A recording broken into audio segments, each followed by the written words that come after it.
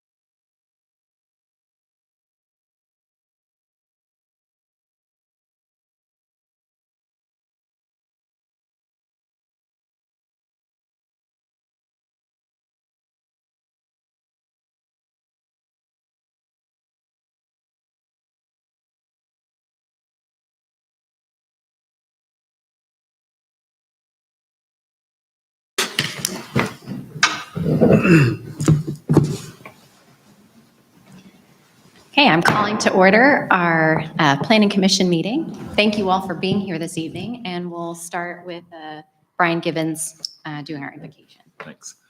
Bow our heads. Gracious and Heavenly Father, O Lord, we just come to you this evening and just ask for your guidance and wisdom over this body and those that are in attendance. And God, would you give us the wisdom and the discernment to do the will of the city and for those residents that live here and businesses. Thank you for all that you do for us. In Christ's name we pray. Amen. Amen. Roll call, please. Vice Mayor Johnson, here. Commissioner White, Member Friesen, Here. Member Lehman, Here. Member Moody, Here. Vice Chairman Givens, Here. Chairwoman Gray. Here. And we have our minutes from our September 12th meeting that I'm ready to entertain a motion on those. Move to approve.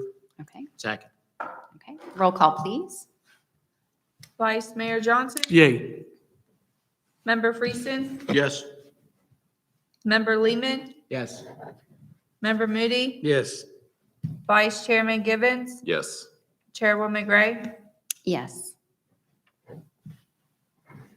Okay, and with no old business on the agenda, we move straight to new business, and it is a zoning case. It's ZON 2022-05, and I will turn it over to staff to present the case to us. Hi, good evening. My name is Jason Allen. I'm the city's Collegedale staff planner. Tonight I have case number 0N2022-05. This is a request to rezone a portion of 8713 Appleton Pike from C2 to R1H, which is high density single family residential. For the project description, the applicant is proposing to rezone a portion of the existing parcel. The subject property is about 4.81 acres. The parcel is located at 8713 Appleton Pike. The parcel is zoned currently entirely as shopping center commercial, which is C2. The applicant is requesting to rezone the rear portion of the 4.81 acre parcel, which would be the north end of the parcel.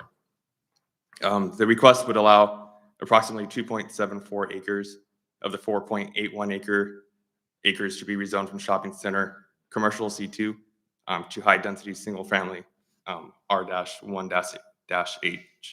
At this time, the applicant is not proposing a planned overlay or subdivision.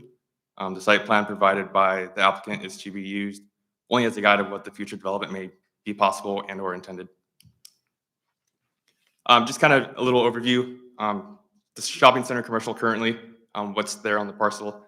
It's currently zoned for any retail business, professional offices, restaurants, other businesses such as automobile sales, service garages, cemeteries, and telecommunication structures, as well as gas stations. Typically, the front setbacks are 35 feet with typical 10-foot side yard setbacks. With this case, with the rezone coming in for a residential rezone, that would abut to the commercial zoning. The city would look for a 30-foot side yard setback along with the 25 rear setback. And then the city would also ask for a 15-foot planted buffer between the commercial zone and the residential zone. Minimum lot size for this would be 25,000 square feet for the commercial parcels. So the applicant tonight is coming in for high density single family residential zoning. Typically that zoning allows for right now is single family dwellings, detached. So it also allow for semi-detached dwellings. Typical setbacks for this are the front yard is 25 feet, rear yard would be 20, and side yards are 10 feet. So lot width, the minimum lot footage on any public street shall not be less than 60 feet for these types of parcels. But this one, as the applicant's proposing, would be based off the cul-de-sac, and the 25-foot would be the width of the front parcel. This is just an overview of the parcel that's in question tonight. To the south, you can see it's directly off of Appleton Pike.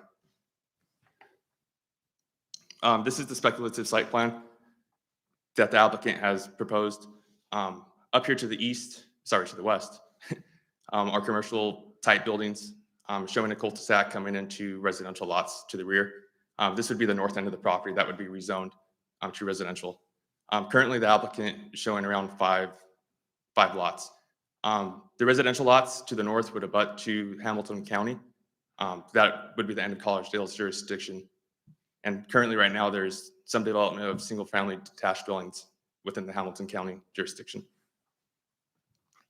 This was just something I use as a visual to kind of show the public and the commissioners what the proposed rezone would look like.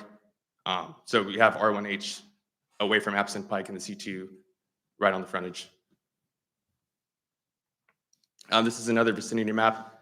You can see to the north is Highway 75, and to the south is Appleton Pike. And you can see City Hall would be here to the east. For current zoning, as I stated previously, the shopping center commercial is what the parcel is currently zoned as.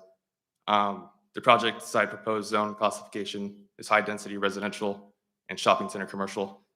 The surrounding zoning classifications to the north, you have Hamilton County with R1, which is low density residential. To the east, you also have Hamilton County's residential R1 and City of Collegedale's C2. To the south, you also have Appleton Pike along with shopping center commercial. And to the west, you have shopping center commercial as well. For surrounding land uses, to the north, you have a single family dwelling To the east, we do have some more single-family dwellings. And to the south is Appleton Pike with single-family dwellings across the street. And to the west, we have vacant land with a single-family dwelling. For staff comments, so as we are here tonight, the application only intends to rezone a portion of the property. Any development maps and or site plans showing building placement and development is merely speculative tonight. Without a plat, the proposed residential lots do not front a public street as required by the subdivision ordinance. The rear property line abuts to the Hamilton County's borderline. Hamilton County has zoned the surrounding properties as residential, with existing single-family residential dwellings already developed. As submitted, the proposal to keep commercial use along Appleton Pike thoroughfare while rezoning the rear of the property that abuts to Hamilton County's residential zone would be deemed more compatible than the property stands today. So in other words, having residential abut to residential with Hamilton County would be more applicable to the rear of the property. The proposed project is creating a split zone on the parcel. The applicant is also proposing a zone change without a subdivision or a plat. However, the state of Tennessee nor the city of Collegedale do not outlaw the approval of the split zone. The only issue is split zoning may cause issues and discrepancies, making it difficult to determine which use or development standard supersedes one another with two zones are on the property. Zoning is generally used to determine lot size, building envelope, and development rights. When there are multiple zones that apply to a single parcel, it may cause issues in each stage of development, from subdivisions to permitting and operational use. The high-density residential R1H zone would allow the applicant and property owner to develop residential dwellings by right, as long as the proposed residential building would meet all the required development and utility standards, if approved tonight. Planning staff cannot determine what zoning district, development standards, or areas would be dedicated to which portion of the property. Planning staff cannot also determine the exact locations of buildings nor the exact location of future residential or commercial buildings. Just some technical comments. The street yard requirement for building 1, which was on the site plan, is not met at this time. 20-foot driving aisles must be 26 feet on the building 2 within the parking lot. Proposed residential lots currently do not front a public street as required by the subdivision ordinance. The proposed site plan shows a cul-de-sac that would provide access to the rear residential properties. The future street would be considered the frontage for all future commercial buildings and development and residential structures. The possibility of 2 separate driveway access points to break up the residential and commercial access on the property may be difficult to achieve. Chapter 17, Section 17.04, Part 3 of Collegedale's zoning ordinance states that access points between the frontage and major thoroughfares shall be no closer than 500 feet. Access points between the frontage road and collector streets shall not be closer than 300 feet, measured along the street right away. The property currently only has an estimated length of 328 feet. So in short, it would be very difficult to get approval from TDOT to get 2 driveways within that property. So tonight, staff recommends that the Planning Commission recommends denial of 0N2022-05, subject to and based upon the findings and the conclusions of the staff report. That concludes my staff presentation. If you have any questions. Okay, thank you. Mhm. Is there any discussion before I invite the applicant forward? Okay. Applicant, if you'll step forward and say your name and your telephone number and present whatever you would like to share with us. And members of the public, if you would also like a chance to comment on this case, there will be a chance for that later on in our meeting. Okay. Thank you very much for hearing this case tonight. And standing over here is definitely a different perspective than on the other side of the room. So, that is a little bit different, and but I'm used to speaking in here, obviously. And I appreciate the staff taking time to provide feedback. Jason was very gracious to take time to meet with us. And before you go further, can you tell us your name and phone Yes, I number? can. I should Sorry. know that, shouldn't I? It's okay. I mean, I know my name. Kelly Andrew Martin, and my address is 1651 Gable Green Drive, Appleton, Tennessee. Thank you.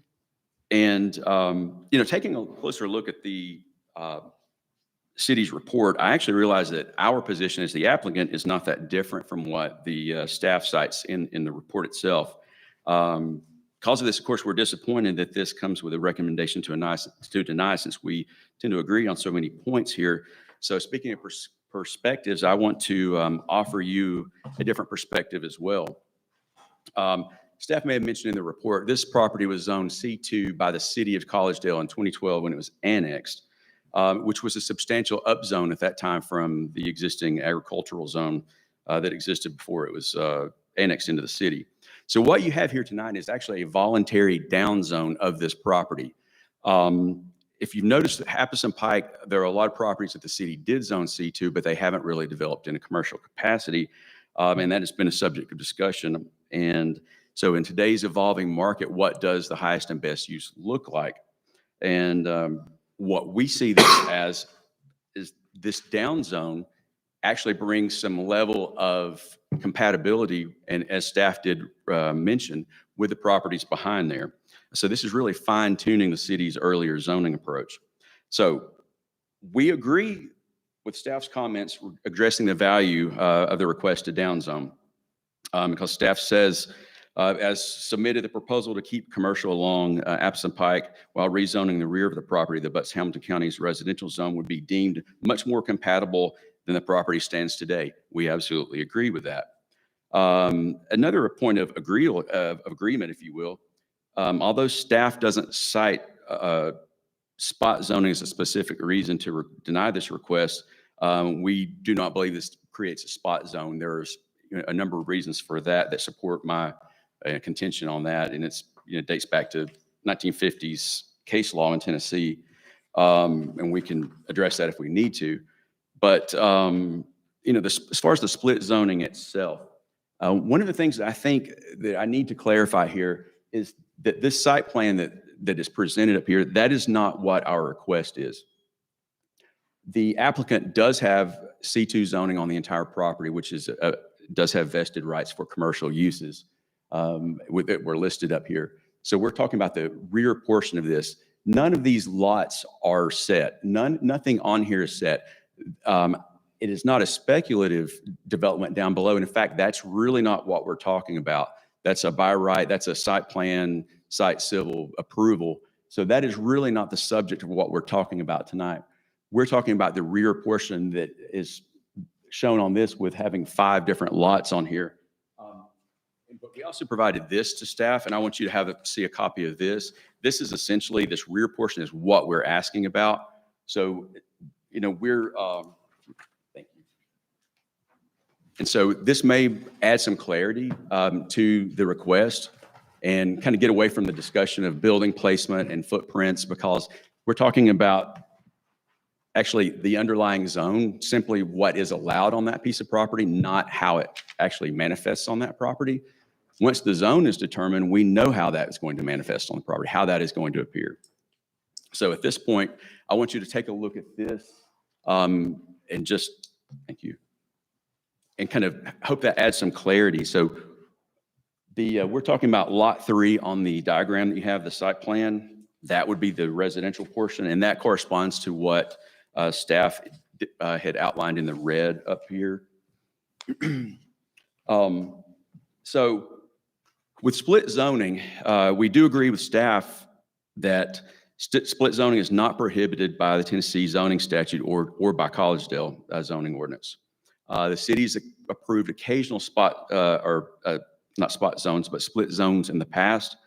And in fact, the city's own actions when it annexed out Lee Highway created probably 24 split zones when that property was brought into the city. So the city actually initiated that, and then just because of circumstances at the time with the urban growth boundary, a lot of those parcels were split in the county, outside the, and so we do have split zoning all through Lee Highway between the Honors Course and Bradley County. So but we also at the same time acknowledge staff's concern about how to implement development standards when the site plan approval and field inspections were to take place without an approved plat. What I'm saying here is the plat will be produced based on, the final, determination of what the owner wants to do with the property. We know what he can do now with this commercial zoning. We know what residential zoning allows. We're just trying to define those two areas first, basically where you can play on this side of the fence and where you can play on that side of the fence, residential versus commercial. That's what this request is here. And not only that, but since zoning and subdivisions are separate issues or separate processes, I wanted to point that out, that what we're asking for here with the split zoning is a temporary measure, but to add some degree of certainty, because one of the staff comments was that it could create some discrepancies in the future. We've also provided staff this diagram here, this site plan, along with the boundary surveys meets and bounds. So Lot 3 is defined through meets and bounds. It is not an amorphous piece of property or amorphous zoning. It actually is it's a certain area of land that would be zoned R3. So I did want to point that out as well, and we did provide that. So we do appreciate staff's concern. So kind of wrap this up on this side, and take any questions or from other folks who may want to speak to this. And while, we understand these issues that the staff brings forward, we believe we have answers, we have solutions to that, and we've addressed those. And so therefore, we respectfully ask the board to approve the zoning request to approve this portion rezone from C2 to R1H. And if the board sees fit to condition it to and reference the boundary survey that we provided here, and then the meets and bounds we provided as well, to provide that additional degree of certainty. And then the plats for the final configuration of those residential lots, that plat will come, once those are determined by the owner. We just need to determine the underlying zoning right now. And that's not an uncommon process for a new subdivision of any size in Hamilton County or in Collegedale. So, that's just really, wanted to bring that to your attention and acknowledge that we do understand what staff is saying, but we also feel that we were able to address those on the front end, and just wanted to clarify that here before the board. Thank you. Any questions for Mr. Martin here? I do. I guess, Kelly, help me understand why you wouldn't just replat it with the new property line, regardless of zoning.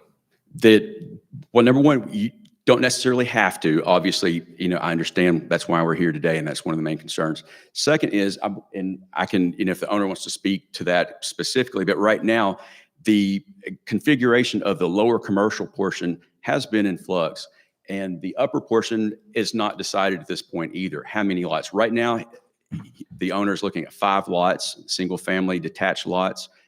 The configuration could vary depending on a number of circumstances that are beyond the scope of the zoning itself. So it gives the flexibility to at least define what is going to be residential and then fill in the blanks later. And I understand, once again, that's staff's concern, and having practiced this many times myself, split zoning is not illegal. It's not disallowed, but it does create those question marks. So to try to get ahead of that, that's why I wanted to provide those meets and bounds that could at least define the play area, if you will, define the field of play. Okay, and I think that's kind of my same question, is why wouldn't you just subdivide it to make it super clear what's what? Is that? Well, I mean, if that's what we need, right? If we need a plat, right? I mean, that's any other developer has brought a plat in and said, this is how I'm subdividing it or how I'm doing it. And then the plat gets approved and then we rezone it. Actually, you can, it's a separate process. So it's not uncommon to rezone a tract of land from agricultural to residential in anticipation of a yet to be produced plat that will be reviewed and approved by. But that's a whole piece though. You're not splitting it. And that's because they are different uses, they're vastly different. Unfortunately, Collegedale zoning ordinance does not allow what we call pyramidal uses, where, if it's allowed in this, so it's an either or. And, my client and the owner wishes to go ahead and, like I said, define those areas. And then when when the plat is finalized, you will see that plat, and it will conform to the boundaries of the meets and bounds. So there's no surprises. It won't extend beyond that. It will be confined by those meets and bounds. But it's not uncommon to rezone a piece of property without a subdivision or well in advance of a subdivision. But Okay, not a split zone. This is what makes it more, this is what makes it more difficult. I A completely split, agree with you. yeah, a but split zone. It's a different situation. But we've done that as well in the city where one piece of property is zoned C2 in the front and the other is industrial in the back. So, yeah, it's not common. And I think the city of Maryville didn't encounter this as well. And used to, their policy was to, well, it reverts to the largest piece of the track there. If the zone is split, it's the largest part. That has caused all kinds of problems. So, that's why we want to define it. That's what Maryville ran into. We're trying to avoid Maryville's problem. so you're saying that the residential part on here isn't representative of what you want to do, and that you kind of want to know first whether it's allowed before you tell us, but can you tell us philosophically what you have in mind? A density? Density, five lots over the, let's see.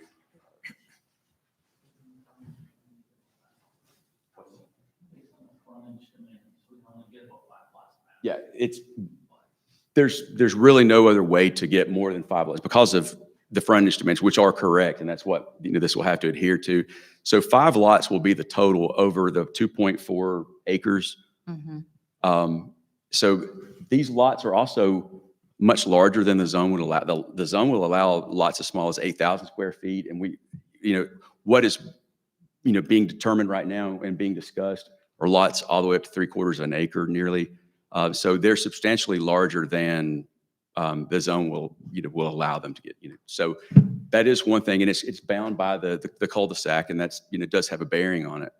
But because of these issues, because it is a cul-de-sac, because there are a number of other moving parts, if you will, this is a chicken and egg situation. We need to at least define this to be able to make informed decisions for the balance of the property.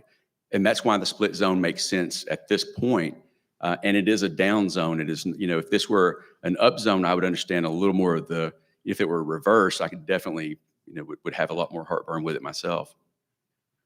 Okay, any other questions? Yeah, I think I've got some for staff, because you mentioned and there is no cul-de-sac, it's just one large piece of lot right now. I think that goes to the point of whether there's a plat or not, because there is no current cul-de-sac on the parcel. I guess my question is for staff. So do we split zone properties just based on lines? I mean, to Kelly's point, there's a lot of properties where long time ago they ran down the road and they said, okay, everything for 100 feet on each side of the road is going to be R2A or C1 and everything behind that. So you end up with a lot of split zones to where in the future someone's got to come in and then reevaluate those. So I guess my question is, and to I guess Member Given's point, so would it be and again, when we talk about delineating what's requesting to be rezoned, we can't really reference a cul-de-sac because there is no cul-de-sac since there is no plat. So would an appropriate process, at least from a review standpoint, be a plat then to seek rezoning? I mean, I guess I'm asking because I guess I sort of agree, I think, with both what staff said and what the applicant says. I'm not so sure that residential on the backside of this property is not an appropriate zone as it buffers or is adjacent to existing. So I'm not sure the request is something that that I wouldn't personally consider as an appropriate zone. I guess my question is, what would a staff process look like? And that's the So the applicant is correct. Lee Highway is a great example. The city has split zone properties before. And Jason's staff report did come to the conclusion that the proposal would be more fitting with the area. However, the nuances of where's there going to be a public street, how do you have frontage of a newly created residential tract without it fronting a public street as required by the subdivision regulations, all of those questions go away with a simple 2-lot split subdivision that shows where the right-of-way would be. So you make a great, I'm not cutting you off. I hope you make a great point. So really you can't, it's difficult to recommend an R1 zoning on a parcel of property that doesn't have appropriate access for an R1 zoning. And that was the Which- crux of the staff report. Yes. Okay, so let me ask process. So if it's denied, I mean, again, we're recommending, we're not denying. So would a most appropriate thing be a denial all the way through? That's probably not the most appropriate thing for an applicant.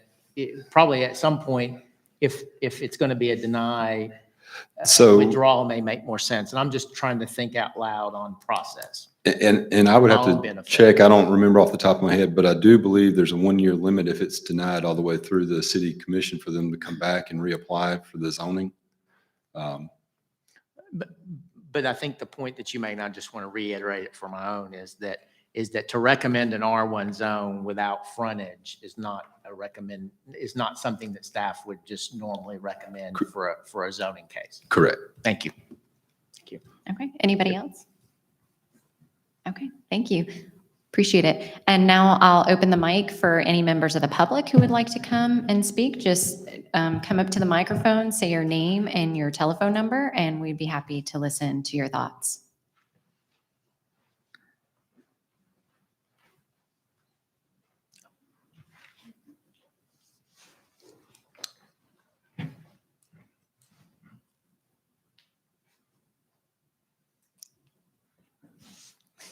Pull it down some if you need. It's all right. It's all right. You're good. I'm Sharon Jensen, and I'm one of the 3 properties that would be along, or the 2 properties that would be along the southern, no, you can go back up if you would. Oh, I'm sorry, or down, however you're, there. What's showing, I'm one of 2 properties that's on what would be this, the bottom as we look at it, okay? And I have almost all of it. And I am very concerned about giving permission to do residential when there is no plat drawn, knowing that it could go, as I think your name was Kelly, that it could go down to 8,000 square feet rather than what you have here. And he mentioned the largest one being 3/4 of an acre, but we can all do the math. We're talking about 5 there, and you've got less than 2.5. So on average, they're less than that. If you can look at the one that is on the bottom, I have a very small backyard, okay? I have a lot of sideways land, but I have a very small backyard. And I am extremely concerned about privacy being lost. I realize I don't know this land. I totally get that. But I did buy the property with not just land that had been intact for a very long period of time, and so reasoning and logic came into that, but also what it was zoned, which was shopping center. I think I saw on the shopping center one, as you were reading, I thought I saw, that was really good that you did that, but it was really fast for us to read it. oh, There I'm was sorry. one that, yeah, if you go towards the beginning of yours, it talked about, okay, it's right there. 15-foot planted buffer between commercial and residential districts. Okay, see, I didn't even get to the end of that sentence. I guess it's not a sentence, but to the end of that idea. What is proposed between this land and our properties if it were to remain commercial and if it were to become residential? That's super important for us, because although, like Kelly said, this isn't what will manifest itself. I'm from Iowa. We have farmland. I've done subdivisions, and I know that you're going to, as the developer, you get as many houses in there as you can, because that's why you're doing it, is to make money.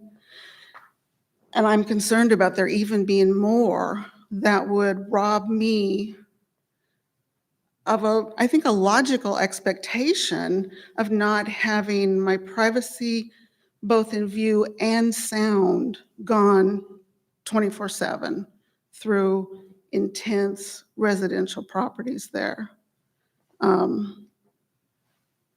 I would love to be able to get a copy of like the shopping center commercial.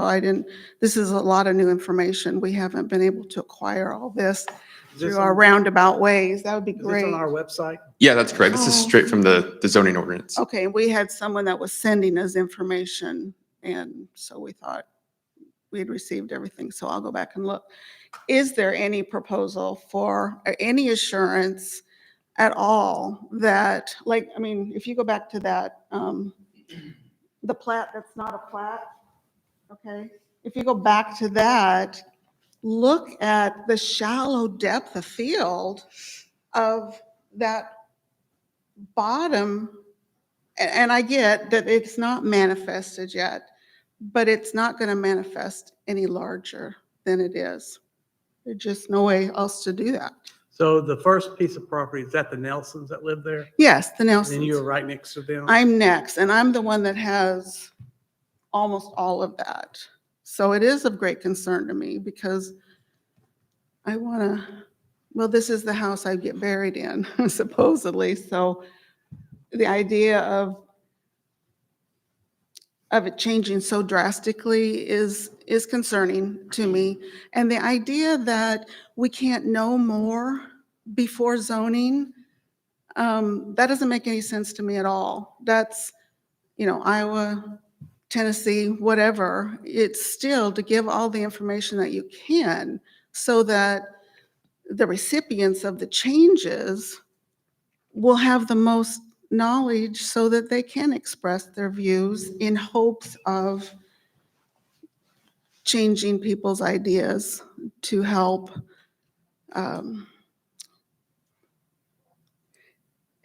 make my life individually in this situation not one of just chaos and noise from that many families being that close to my limited backyard. So anyway, is this Enoch? Hi, we've met before, at my back window. Okay, hang on just a second. I just have to, Okay. I need to, we will take comments here Okay. from the public and then we'll give the developer and owner a Okay. chance to respond. So, One of my thank you. questions then would be what sort of Yeah, the buffer. options there are for Mhm. buffers for Mhm. either or. Mhm. Okay, super So- helpful. Thank you. Thank you. Really appreciate your comments. It's very helpful. Would anybody else like to speak to this case? Okay, staff, can you clarify what the buffers are in the commercial zoning? I know we just saw that a minute ago versus the R1H zoning. How would the buffers differ if we rezone this? So logistically, the applicant would have to meet the setbacks from what it would be if you were abutting to the rear, or sorry, to the residential units, which is what's happening. So I believe it was 25 feet in addition to the 15-foot landscapes buffer. Sorry, it's 25 feet to the rear. But like I said, it would just depend on what the applicant comes with and develops. It's hard to say what the rear, the side, or the front would be at this time, just because we don't really have anything to work with. It's just speculative right now. But if the case was that the rear was to the east of the property, it would be the 25 feet and then a 15-foot landscapes buffer. Okay, so is it 25 feet plus 15 feet? Or is it the 15 feet landscape buffer included in the 25 feet? I believe it's included with the Okay, 25. okay, thank you Yes. for that clarification. But is that 15-foot planted buffer between commercial and residential, that lower and upper? That's not saying it's So- between residential and residential. This would just apply to the commercial zone. This would not apply to the residential units. Okay, To so the north. if the right side of the property, as we look at it on the screen, Mhm. is rezoned to So residential, then what would the buffer be? Or there would be no buffer? um, There would be no buffer. so just going back real quick, so the C2, the yellow, that Mhm. would be the 25-foot with the 15-foot buffer. Mhm. And then the red, the residential, that would be, if it was a side yard, it'd be 10 feet. There is no buffer since it's residential against residential. Okay, thank you. Okay, and would the applicant like to respond to any of those comments?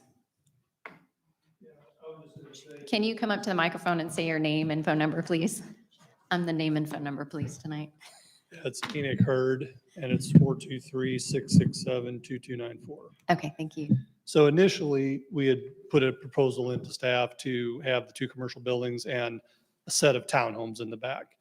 Topography did not lend itself to that at all. We've drawn that and had it surveyed numerous times, but to get the slope and the road for fire and everything in the grades, it's going to require a bunch of extensive retention walls, bigger underwater detention basin for water runoff, a whole lot of issues that didn't work. So we backpedaled from that and wanted to go with the 5 big lots that would match what's in Branson, the bigger homes, attract a bigger house, not small homes. There won't be any less than that, as Brett had mentioned, because of the frontage requirement for the cul-de-sac. The only reason why we haven't platted it all out is because we've been getting just round after round of denials for different reasons on there, and I've spent a lot of money already drawing and designing where we're at now. So I was trying to get the zoning thing, if it is going to work or not, before I spend more money having more surveys done and platting all those out to no end, if that makes sense. Okay, that's helpful. Thank you. Yeah. Do you want to say something else, Kelly? I do. I just wanted to kind of tease apart the multiple, processes that are at work. Whether it's site plan approval through staff, or if it's a plat approval through staff or through the planning commission, or a zoning change. As we've got the meets and bounds, as you say, I think it's kind of a few chuckles, the plat that's not a plat. No, and that's what Enoch said is exactly the reason to be able to configure those. Knowing that there's a cul-de-sac, we know that there's going to be a limited amount of frontage, and that is going to severely limit the number of lots that can be created out of this at some point. So, to address that, this will not be packed with, houses more than you would think right there. 5 is the optimistic maximum. And so that's, one of it was just illustrative purposes, really. Consider, for example, the differences between planning and zoning. I know they run through here, but like I said, they are very different, and they vest different rights when you do that. Consider, for example, if this were just a proposal to create a split zone back here with 1 dwelling on it. What if it were 2 dwellings? What if it were 3? So, that is the question that, that we're trying to answer here. But what if it were just 1 dwelling? Would that also be a denial? You would have to have frontage. Any lot would have to have a frontage. That's when that separate process kicks in. That's when you create those lots. Whatever is created within the bounds of the commercial or the residential portion will have to go through the subdivision process, and then it will determine the configuration of that. So I'm trying to pull apart the commercial. It all depends on each other, but they're really so many separate processes. The lower portion of the commercial is simply site plan review and approval through staff. That's why it's a non-issue here. But that is why, staff also mentioned that really TDOT's going to allow 1 entrance, and that is absolutely correct. And so anything behind there is going to have to use that entrance. So it is a chicken and egg. It's the cart and the horse. And so, that's why I just wanted you to consider that you do have options as far as approval or deferrals, or approval with conditions as far as any questions on buffers, or conditioning it to the meets and bounds that are provided. So I just want to make you aware that you do have options. And so, I just want to, once again, just respectfully, ask for, approval with conditions as you see fit, so that the developer can move forward with being able to configure each portion of his properties, bring that in as a plat, and it will conform. The reason is because it has to. That's the thank you. subdivision regs. Thank you. Thank you. Okay, further discussion. So I guess the question I have for the staff, right, is if the applicant brings in a preliminary plat that meets your expectations to split a piece of property, does that plat come back before this committee? Yes. Or is staff able to approve it? With the new change, it would come back. Okay.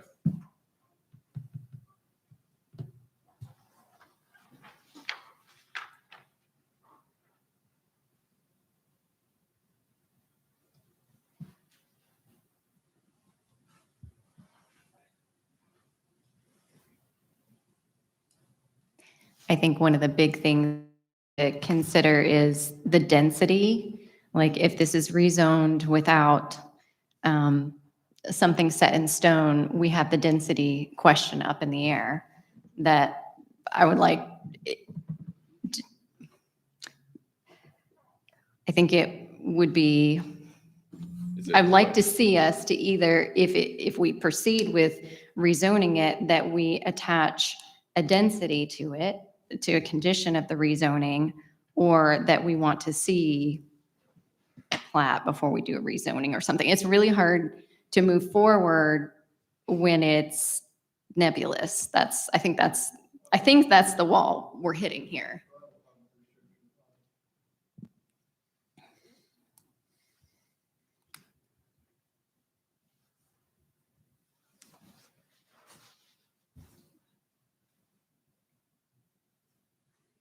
How do we get there without a road? It's a fair question. What happens if the 4 extra feet for those 2 drive aisles pushes that proposal 4 feet? It doesn't exactly match. At this point, there's no frontage required. There's no road required for any of this, but we know that there will be. So, there will eventually be a road if this is rezoned or if it's not for this commercial piece. Simply because that's how this gentleman's going to be able to access that rear part of the property. So a road will be mandatory. That's how the frontage is obtained. But right now, we're not creating a lot, and that's by design, if you will. That's why we're not creating a lot at this point until that road is finalized. And would this road be public or private, It would be a public road. maintained by the? That was the original. I mean, that's open to suggestion. I mean, for discussion, but the original proposal throughout has been a public road. So it would have to meet public standards. Those are known with sidewalks, curb and gutter. We're just trying to fill in the rest of the blank spots. That's one that we do know, though. Is this planned to be on sewer or septic? So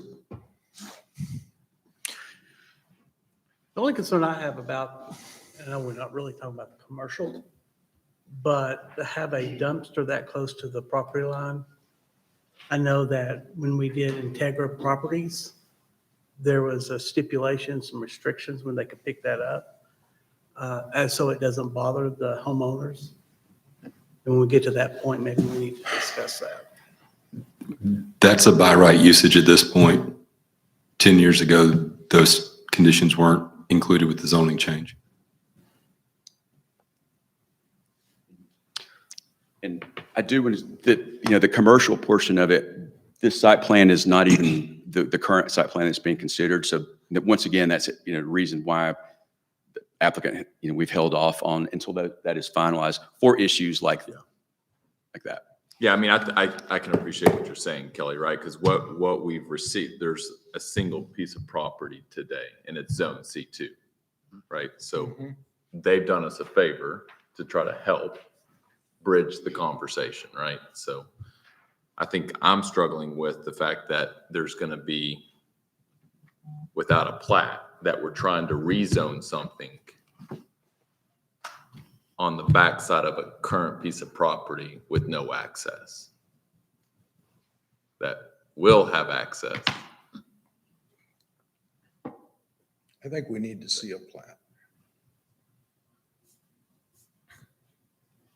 Can you make the zoning conditional on the plat? I don't have a problem with that either. I just want to keep spending money if I don't go anywhere. Completely understand that. Getting nowhere. We discussed when they condition it to the current meets and bounds, and then also the plat that is in production. Because it's essentially, that gives you the information you need, and you can condition it to that, or the plat is what we were suggesting among ourselves, and hopefully you might agree with that. So would staff change their mind if we had a plat? So that's what staff originally wanted when meeting with the applicants, was to bring in a plat and process that concurrently with the rezone. So that would help staff determine that it would be better to bring it in, because you would then have the cul-de-sac drawn on that plat, which would provide access to the rear lots. But do we still not have some concerns that staff has? Not necessarily, not most of the concerns that we have tonight. So one of the comments, sorry. Go ahead. I know you're No. itching. No. But maybe to your way, and you had some comments in there too about the buildings and Those would, those would be separate, right? I'm just trying to help all of us realize correct, that. those would be handled with the civil plans, but because they didn't conform, they were mentioned now. Yeah. But they wouldn't come into play until the LDP was issued. So I think we just have to remove ourselves, even though we've seen it, right, from thinking about this way it's going to be laid out, because that's not the topic of the conversation, right? And that's why I keep going back to the matter at hand is, well, we normally discuss these when we've got a approved plat that's been needing to be rezoned, right? Not, that's why this handout is more important than what we see on the screen right there. Because our zoning ordinances and our engineering requirements and everything else that we've got in place control how that gets developed. So that's not on the table technically. So it seems like we're at a level of semantics. It seems like we're on the same page that residential on the left side of this property, as we look at that, is a better use with the surrounding areas. It's just how to process-wise get to that spot. And you had, Not really, although we did have some opposition that actually would rather it stay C2 because of the buffer and the setback than for it to be R1. So that is interesting dialogue that we have from the public and from an adjacent property owner. And so I guess I'm gonna ask this. I don't really know.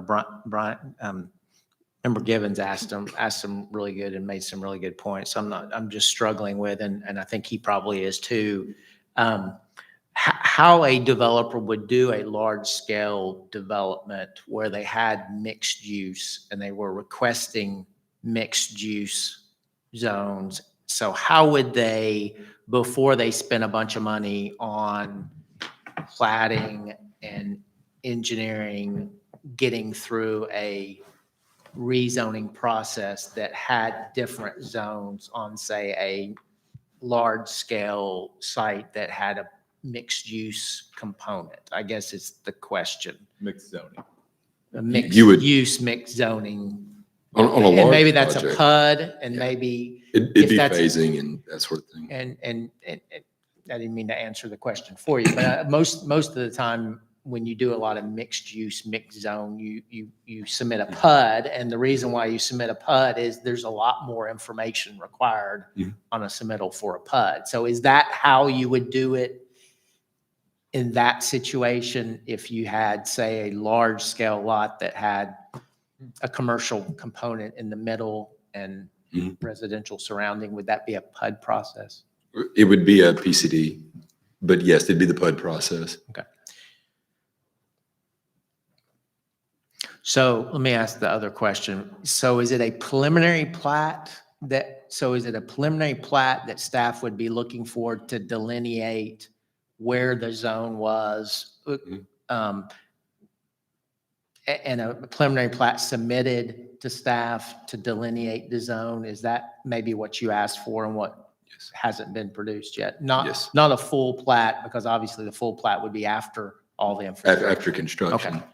So the request is really a preliminary plat to define and delineate the actual boundaries of the requested. Yes. Okay, thank you.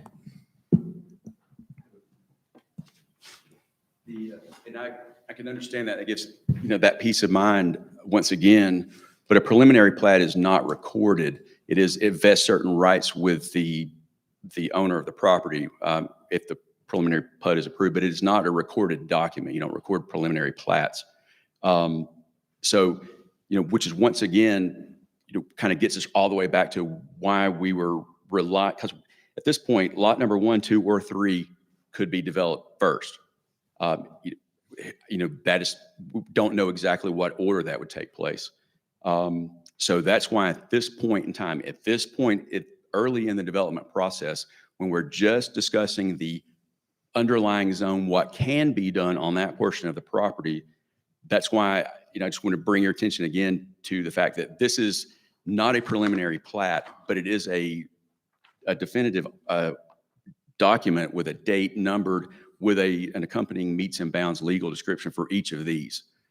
That is not expected to change. It's just the order of the development that could change. And so that's why, I still, hope that you can look at this as being a conditional situation where the zone could be approved conditioned to this document, not that site plan there. That's a red herring. This is the document here. This is also provided to staff and also provided to you all. And then the meets and bounds were provided to staff for each of these 3 lots that are depicted on here.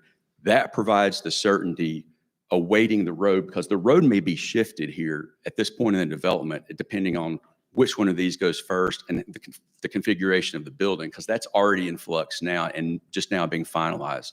So that's why I asked to give the direction for the developer so that he can invest his money efficiently to get this completed. And that can be done with conditions is what I'm asking So to address the concern. agree with Kelly completely about the document, et cetera. The concern becomes without a preliminary plat, the developer could submit for just lot 1 for land disturbance permit, and it would be issued without the road having to be public. It could be a private drive at that point, which then the R1H in the rear would not have public road frontage, because we would not come back later and accept a private drive as a public street. So, but Kelly is absolutely right. They're separate issues, but it gets super tangled, and that was how staff landed where they did. That scenario, and I understand what Wayne's saying, that scenario would be detrimental to the owner more than anybody else in this room. So that would be a self-inflicted injury that I don't see that being, ultimately occurring.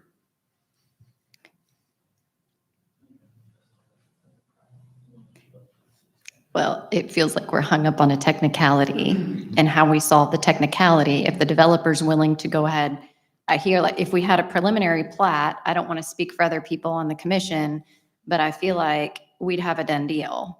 But I hear you guys saying, we don't want to put any more money into this if you're not going to get the approval of this body. And this body's saying, man, if we had a preliminary plat, it would kind of give us the little insurance policy to be able to say, yes, we can say this is going to be okay. So I feel like that's our stalemate. I can't say that I know how to fix that stalemate. And so I'm open to suggestions from staff, or, that's where we're at right now.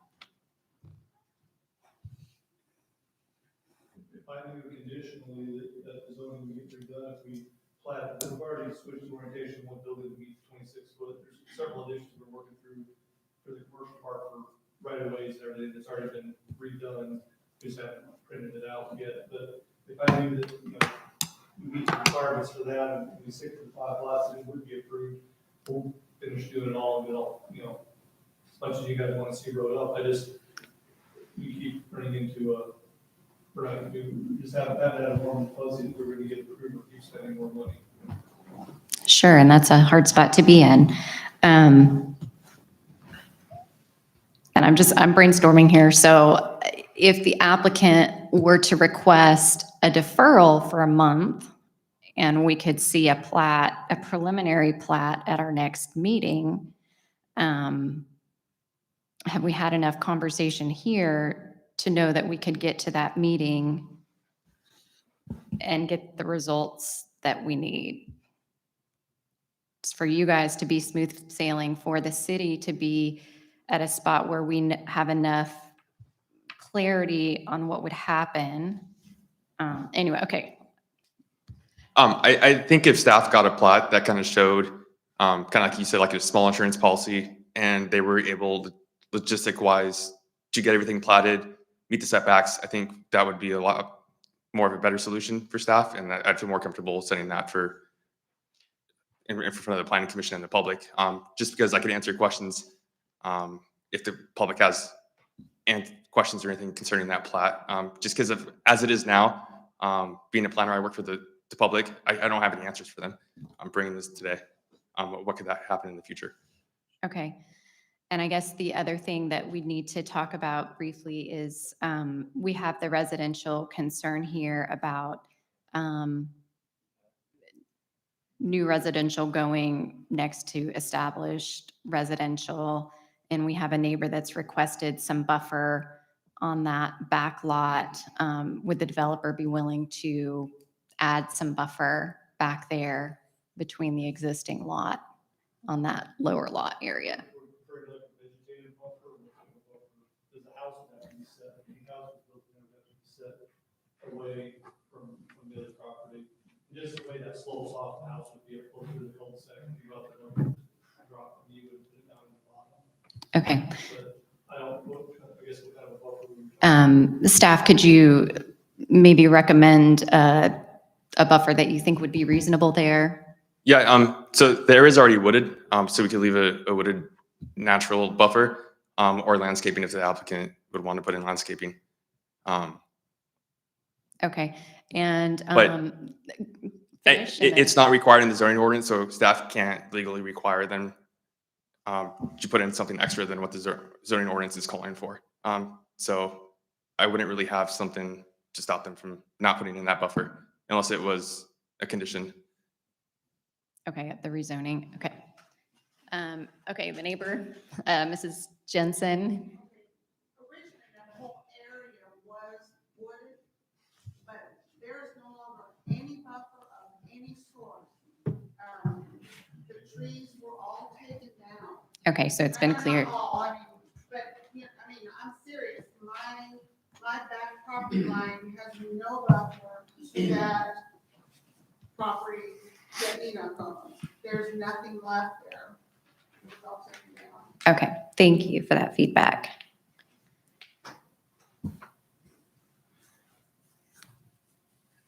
The tornado took down almost all the trees in there, so we cleaned them all, put them in piles, and most all the brush.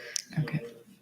There's not a lot of dirt points, and not a lot of big old growth trees in there, everything is alive, so there's a lot of. Okay, so the owner's saying that the tornado devastated a lot of the trees, and so they went in and cleared out the stuff that the tornado had taken down.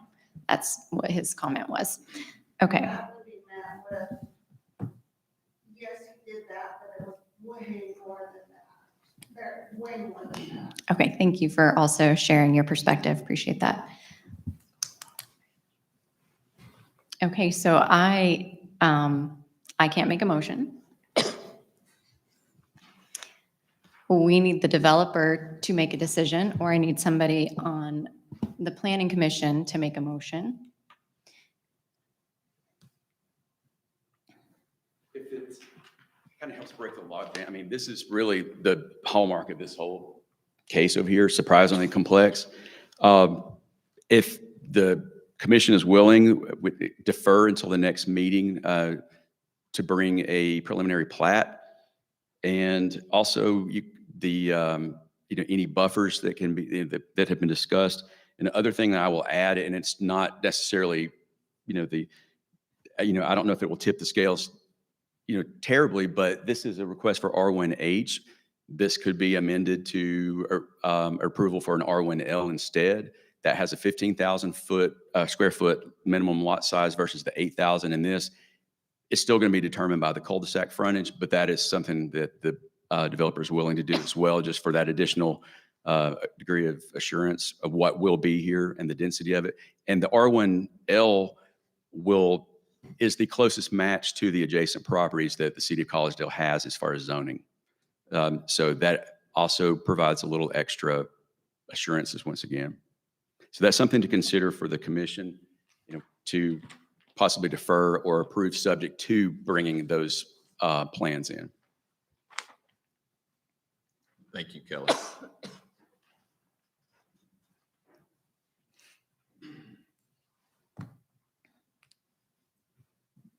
Make a motion to defer 30 days. I'll second it. With the condition, Conditions being a preliminary plat some conditions relative to buffers and potential from an R1H to an R1L comp, at least to try to define number of lots.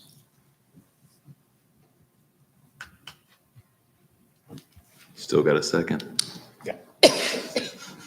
Okay, we have a motion and a second. Roll call, please.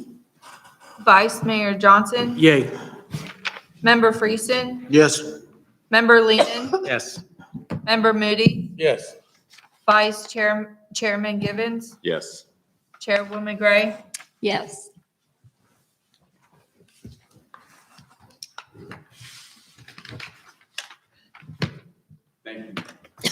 Thank you, Kelly. An applicant, thanks for trying to meet us in the middle.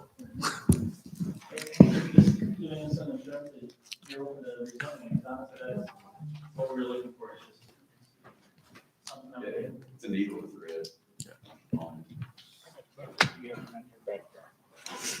Okay, and with that, do we have any other staff reports or any other business? That's it for tonight, ma'am. Okay, well, thank you all for being here tonight. We are adjourned.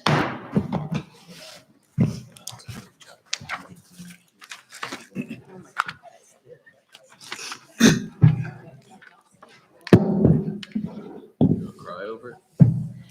You gonna cry over it? Oh, I'm so sorry.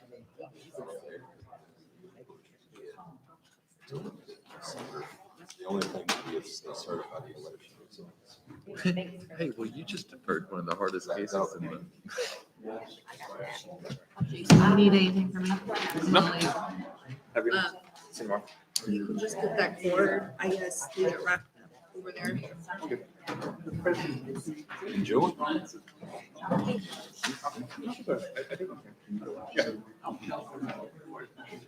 Okay, so this. Yeah, and I'll get it contacted.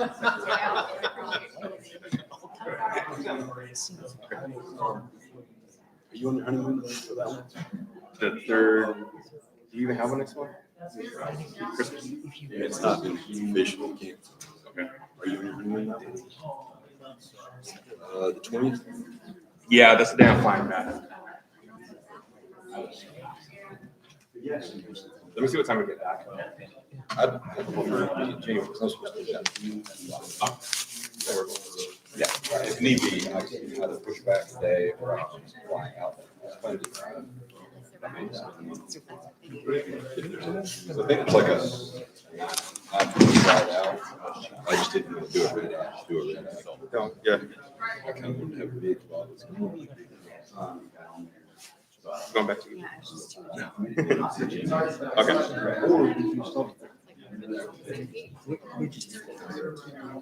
That's the I'm first. flying back.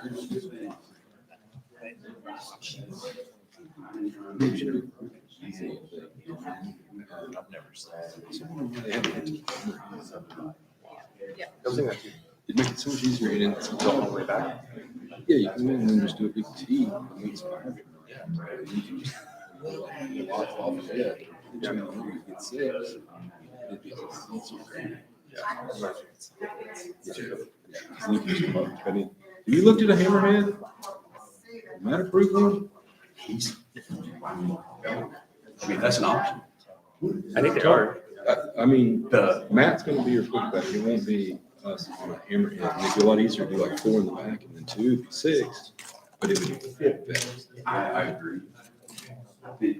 They run that work. So if you're more, It wouldn't. more, less involved like that today. It's section D, Yeah, it's like. we looked at it today, 10. It's the first one. Yeah, but it's technically, they have very specific stuff. I mean, I know. So I'm, But I mean, you can get the dimension. unless there was some misunderstanding, just tell us something. I don't recall ever seeing that. But that gives me more, because I didn't think I was It would lay crazy. out better. It would lay out a lot better and it would allow you to get more room, eastern wall. Because you could then have all frontage, it'd be square, you would have that rear push back. So if the house could come up, you could even do like a rear drive as conditions, or you're 15 feet off on both of those. It may be, I mean, we'll see. Lock it on, cap on it, or something, we'll see where that goes. But say you were